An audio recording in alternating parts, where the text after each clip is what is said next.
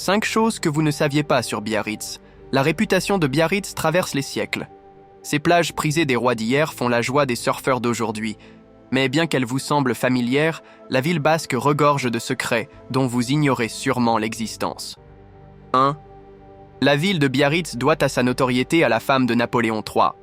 Découvrant Biarritz à l'âge de 9 ans, la future impératrice Eugénie de Montijo n'a de cesse de fréquenter la ville tout au long de sa vie. Elle convainc son mari Napoléon III d'y organiser leur mariage, puis s'y fait construire une luxueuse demeure, attirant ainsi l'aristocratie de l'époque. C'est en partie grâce à cette illustre habitante que la cité balnéaire se développe pour devenir le joyau qu'elle est aujourd'hui.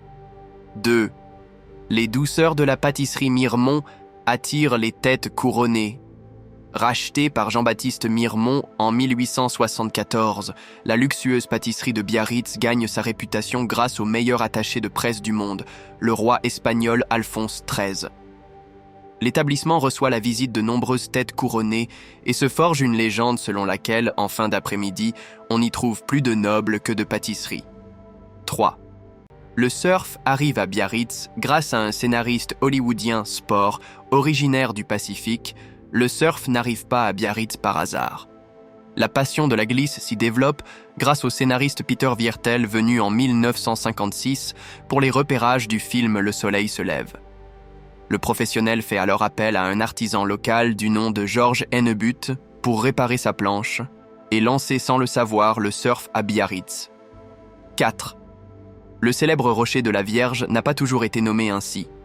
Curiosité emblématique de Biarritz, le rocher de la Vierge est aménagé par Napoléon III pour en faire un port-refuge, décoré d'une statue de la Vierge. Pourtant, au XVe siècle, l'endroit portait le nom de rocher de Curculon. Mais ça, c'était avant que l'empereur ne vienne y mettre son grain de sel. 5. Le casino de Biarritz a accueilli les chanteurs les plus célèbres. Le casino de Biarritz ne réunit pas que des joueurs, des machines à sous et des tables de poker. Haut lieu mondain, dans les années 1930, l'établissement reçoit les plus grandes stars de la chanson française, dont Yves Montand, Charles Trenet ou encore Édith Piaf. Ça vous dit quelque chose ?